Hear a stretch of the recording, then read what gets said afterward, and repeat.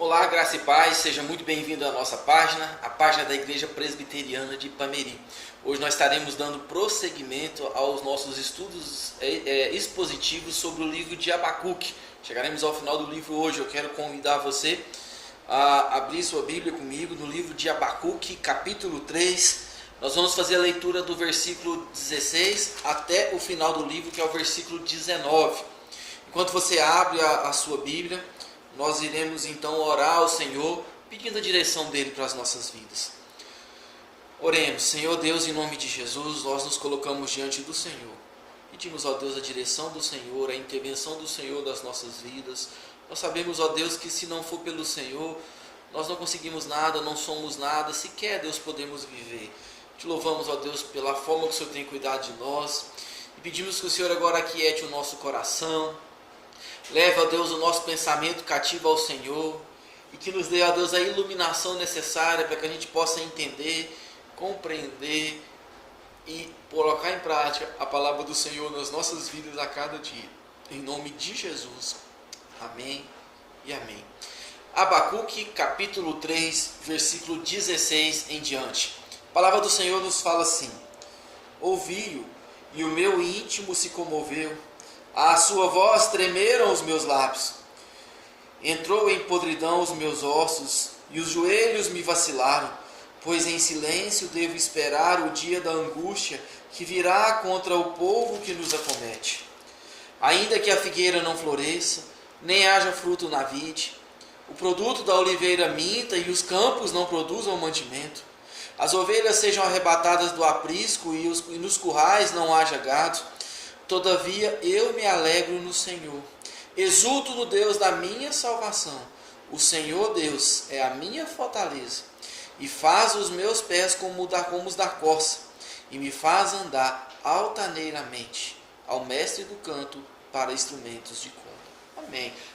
Nós temos caminhado nas últimas semanas sobre o livro de Abacuque, em cima do livro de Abacuque, e nós temos chegado à conclusão. Nós chegamos na semana retrasada já à conclusão de que se nós vivemos em tempos em que tudo vai bem é muito fácil, mas vivermos, como era no caso do profeta aqui, em tempos de lutas, em tempos de crises, em tempos de escassez, já não é algo tão simples assim.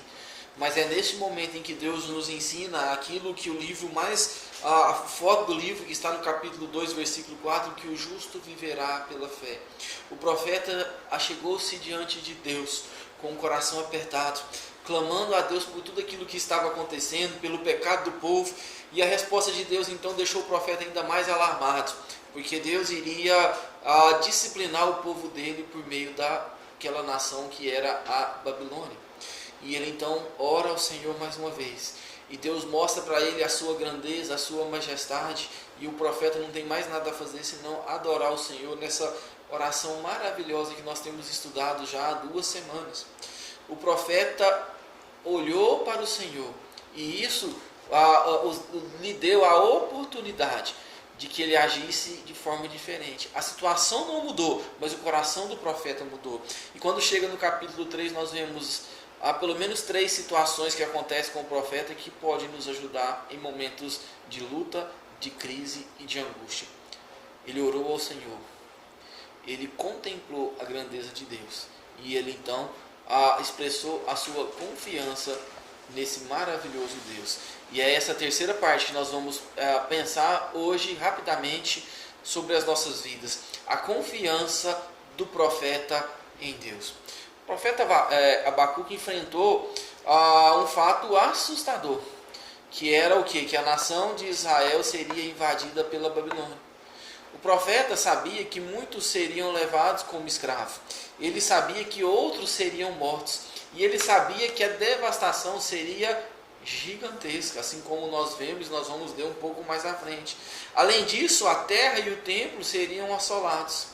Mesmo assim, diante de tudo isso, o profeta declara a sua confiança no Senhor, declara a sua confiança nele acima de toda e qualquer situação.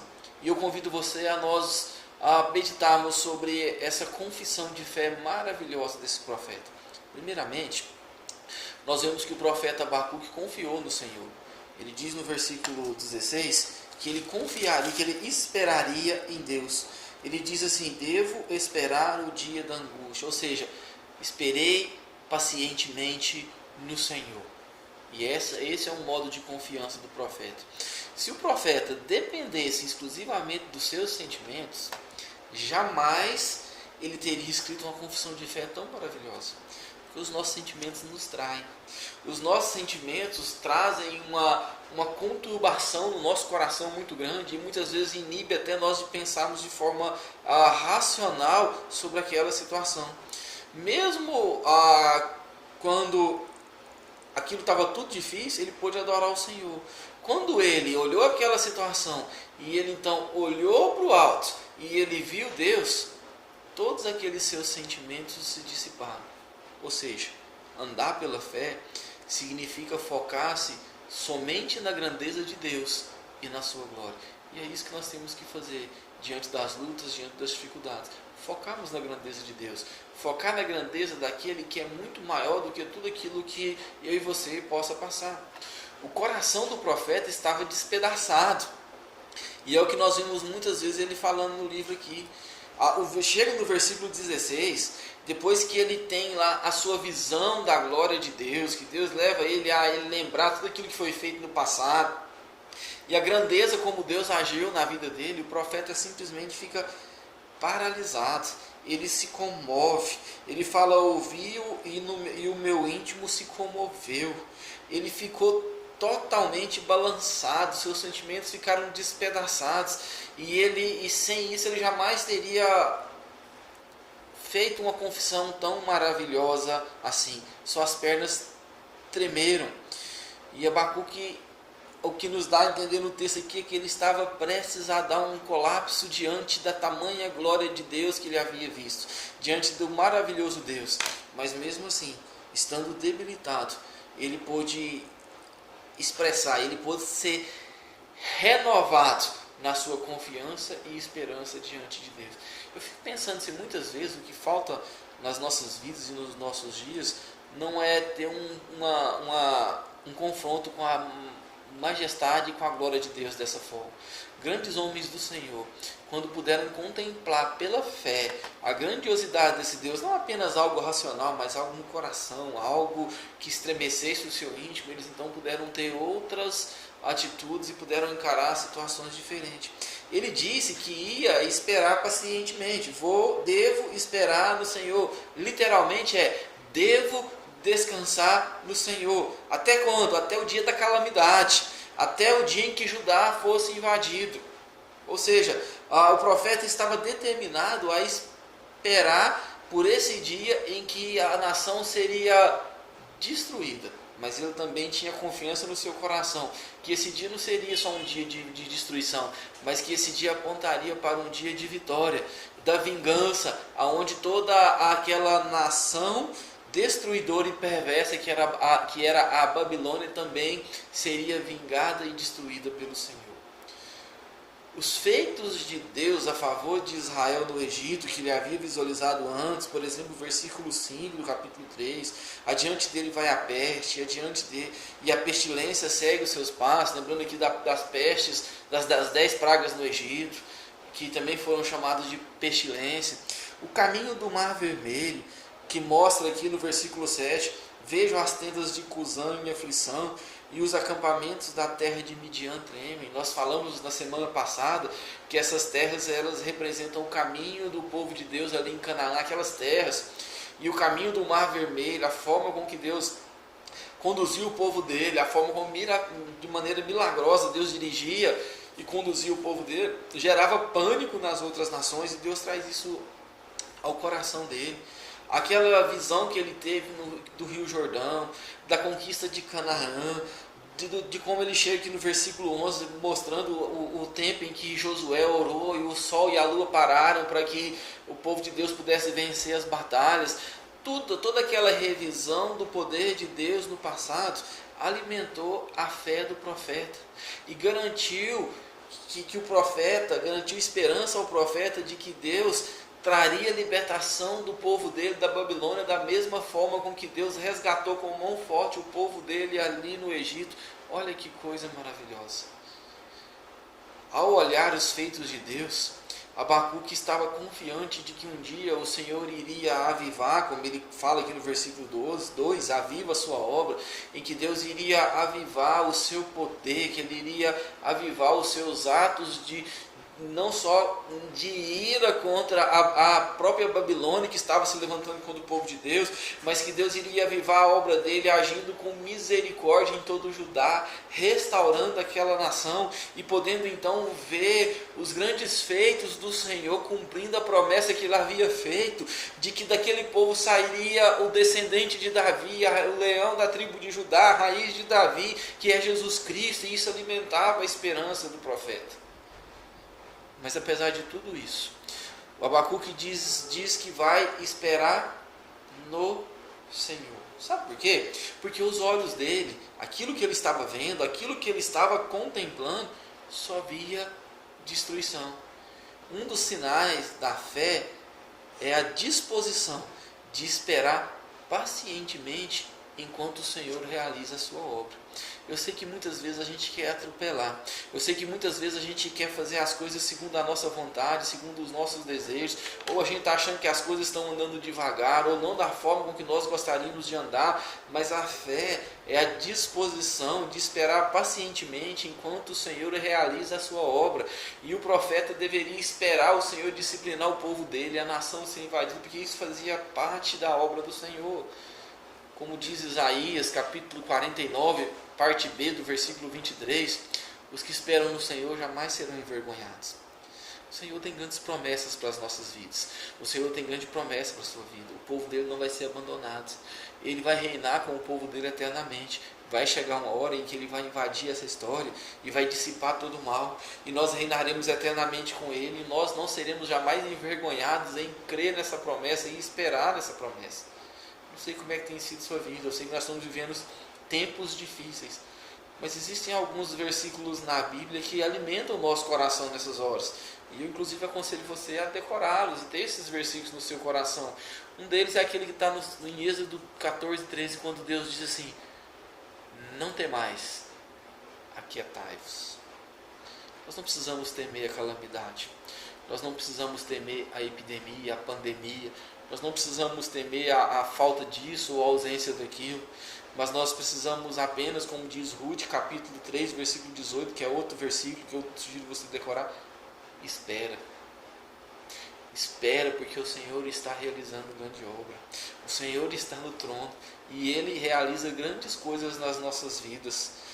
O outro versículo é aquele do Salmo 46, versículo 10. Aquietai-vos e sabei que eu sou Deus. O Senhor é Deus e Ele continua no trono. Sempre que nós nos sentimos abalados, nós podemos estar certos que é preciso parar, orar e esperar no Senhor antes de fazer qualquer tolice, porque o Senhor nos mostra os planos dele, porque o Senhor Ele pastoreia o nosso coração e Ele nos ensina que é melhor andar na presença dele. Uma segunda coisa que nós aprendemos nessa parte final da oração de Abacuque é que ele diz que ele se alegraria no Senhor. E se na primeira parte nós vemos esperarei pacientemente no Senhor, aqui é eu me alegrarei no Senhor. Olha que contrassenso. Nada havia mudado. Então Abacuque, ele declara que a sua alegria era ultra circunstancial. Sabe o que é isso? A sua alegria era determinada pela presença de Deus e não pela presença ou ausência de bens ou de alguma coisa. A sua alegria estava no Altíssimo. A sua alegria estava em Deus. E é aquela alegria que só aquele que tem Jesus Cristo no seu coração e que é a habitação do Espírito Santo pode ter na sua vida. É uma alegria independente da situação, independente daquilo que está acontecendo, porque Deus é a fonte inesgotável da infinita alegria. Ele sabia, o profeta Abacuque sabia que depois da disciplina dos babilônicos ou dos babilônios em Judá, não restaria muita coisa de valor. O capítulo 2, versículo 17, nos falou bem isso, porque a violência contra o livro te cobrirá e a destruição que fazes dos animais ferozes te assombrará, por causa do sangue dos homens e da violência contra a terra, contra a cidade e contra todos os moradores. E nós vemos que isso de fato aconteceu. Se você abrir sua Bíblia comigo, no livro de 2 Crônicas, capítulo 36, versículo 17 em diante, inclusive é um texto que nós temos aqui embaixo uma exposição sobre esse texto, falando da ação de Deus na história. O texto diz assim: por isso o Senhor fez subir contra ele o rei dos caldeus, no qual, olha só a destruição que foi, matou todos os seus jovens à espada, na casa do santuário, e não teve piedade nem dos jovens, nem das donzelas, nem dos velhos, nem dos mais avançados em idade. A todos os deu nas suas mãos. Versículo 18, do capítulo 36 de 2 Crônicas. Todos os utensílios da casa de Deus, grandes e pequenos, os tesouros da casa do Senhor e os tesouros dos reis e dos seus príncipes, tudo levou ele para a Babilônia. Olha o versículo 19, que coisa terrível. Queimaram a casa de Deus, derribaram os muros de Jerusalém, todos os seus palácios queimaram, destruindo também todos os seus preciosos objetos. Os que escaparam à espada, esses o levou ele para a Babilônia, onde se tornaram seus servos e de seus filhos até o tempo do rei da Pérsia. Olha só, o Abacuque sabia que isso ia acontecer, porque o Senhor havia mostrado isso para ele. Certamente destruiriam as construções, foi o que aconteceu. Certamente saqueariam os tesouros, foi o que aconteceu. Devastariam as lavouras e os pomares, mas ele diz que, todavia, Deus ainda estava assentado no trono. Ele se alegrava porque Deus ainda está assentado no seu trono, cumprindo todos os propósitos divinos para o seu povo. Como diz Paulo em Romanos capítulo 8, versículo 28, todas as coisas cooperam. Cooperam para quê? Para o bem daqueles que amam a Deus. Meu querido, minha querida, nada daquilo que Deus permite que aconteça na minha vida ou na sua vida, ou em geral contra o povo de Deus, está fora dos propósitos do Senhor. Certamente nós sairemos de todo esse momento de pandemia fortalecidos, firmes no Senhor, entendendo melhor o propósito do Senhor, mais compadecidos diante de Deus, mais arrependidos dos nossos pecados e mais na convicção de servir e adorar o nome do nosso Deus. Abacuque não podia se alegrar em suas circunstâncias, mas ele podia se alegrar no seu Deus. E se você tem se deixado abater por essa situação, eu quero dizer, se alegre em Deus, porque Ele continua no controle de todas as coisas. É relevante nós lembrarmos aqui, porque talvez alguns dizem assim, mas você não sabe como é que era a vida do profeta. Você não sabe o que o profeta estava dizendo, viver pela fé não é nada disso não. Pois eu quero te dizer que nós temos que lembrar que todo o sustento do profeta provinha de figos, uvas, azeitonas e outros produtos da lavoura. Além das criações de animais, que era cabra e gado. E quando ele chega nesse versículo 17 aqui, ele mostra que tudo isso ia acabar. Que poderia acabar. Ele diz, ainda que a figueira não floresça, que era a comida dele, nem haver fruto na vide, nem o produto da oliveira minta, nem os campos produzam mantimento. Ou seja, ainda que falte o essencial para a vida dele, ele entendeu que todas essas coisas poderiam se esgotar, mas que em última instância ele não dependia deles, mas ele dependia da fonte deles. É Deus que permite o figo nascer, é Deus quem permite a uva vir à tona, é Deus quem permite o gado não ficar doente. E ele entendia que é muito melhor depender daquele que é a fonte de todas as coisas, do que simplesmente das coisas que alguém pode vir tomar. E é isso que ele estava colocando a sua confiança em Deus. Ele não podia se alegrar nas coisas, mas ele poderia colocar a sua confiança no provedor de todas as coisas. As palavras de Abacuque nos fazem lembrar as admoestações do apóstolo Paulo, quando ele diz assim, regozijai-vos sempre, orai sem cessar, em tudo dai graças, porque essa é a vontade de Deus em Cristo Jesus para conosco. Você já parou? Você levantou hoje cedo e deu graças ao Senhor pelo seu dia, pela sua saúde, pelo alimento que você tem, pouco ou não, pela vida que Ele tem permitido você ter? Nós temos que adorar ao Senhor. O profeta descobriu no versículo 19 que o Senhor era a sua força. Ele diz, o Senhor Deus é a minha fortaleza. Ele descobriu que Deus era a força dele. Logo ele não precisava temer, coisa alguma. Eu sei que muitas vezes o nosso coração fica apreensivo, mas você não precisa temer, porque Ele é o provedor de todas as coisas e Ele jamais deixará o justo mendigar o pão. Como diz o comentarista Wiersbe, assobiar no escuro é uma coisa, para tentar distrair, mostrar que tem alguém. Agora, outra coisa é animar nossa coragem e ter o desejo de louvar ao Deus eterno na escuridão, quando nós não vemos nada, como nós não temos saída, quando os nossos lábios podem estar vacilantes e a gente pela fé se levanta e adora ao Senhor na beleza da santidade, naquilo que Ele é.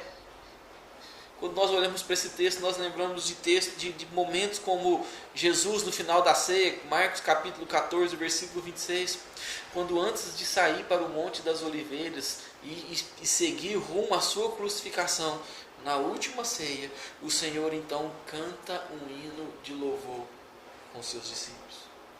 Situações como essa nos lembram a situação de Paulo e Silas ali em Filipos, presos em algemas, no cárcere fedido, fúnebre, todo frio, e eles então contam o texto que à meia-noite, em Atos 16, eles cantavam e louvavam a Deus. Deus pode nos dar cânticos na escuridão. Deus pode nos dar força para louvarmos o seu santo nome, mesmo quando os nossos olhos não enxergam nada. Mesmo quando a situação ao nosso redor parece ser totalmente impossível, no poder do Espírito Santo, Ele nos leva a adorá-lo, Ele nos leva a glorificá-lo, e Ele nos leva a enxergar a majestade e o poder de Deus, que é muito além disso que os nossos olhos podem ver. Se nós confiarmos nele, nós vemos a sua grandeza, nós vamos caminhar de forma diferente. Ainda por último, meus queridos, nós podemos cantar como profeta: eu confiarei no Senhor. Por causa da sua confiança em Deus, aqui no versículo 19, por causa da sua fé, o profeta Abacuque pôde caminhar em pé, pôde ficar em pé e caminhar em passos firmes como a corça. Ele diz aqui: o Senhor é a minha fortaleza, versículo 19, e faz os meus passos como a da corça. É a ideia de que Deus vai me levantar, de que Deus vai te levantar, de que Deus vai levantar o servo de Deus e dar velocidade para fugir de qualquer um que irá tentar machucar, que irá tentar levantar contra você, que irá levantar contra mim. É a ideia de que Deus vai nos dar força para levantar e correr mesmo quando tudo está caindo ao nosso redor, como diz o Salmo 91, mesmo que 1000 caiam um lado, 10.000 caiam do outro, mas assim mesmo o Senhor nos sustenta como uma corça e nos faz levantar. Ele conseguiu forças para correr velozmente e chegar aos lugares mais altos que jamais havia alcançado. Sabe quando é esses lugares mais altos? É quando nós conseguimos transcender aquilo que nós estamos passando e conseguimos adorar o nome do nosso Deus. E talvez essa seja a grande lição do texto, o motivo pelo qual Deus permite que nós passemos por provação, é que elas podem nos aproximar dele, é que elas podem nos elevar acima das circunstâncias, é que elas fazem com que nós andemos nas alturas com o Senhor. A fé pessoal de Abacuque e o seu compromisso com ele, a sua confiança com o Senhor que manteve ele fiel, são as melhores ilustrações que nós podemos ter para aquilo que diz capítulo 2, versículo 4. O justo viverá pela fé. Ele continuaria confiando em Deus a despeito de qualquer calamidade.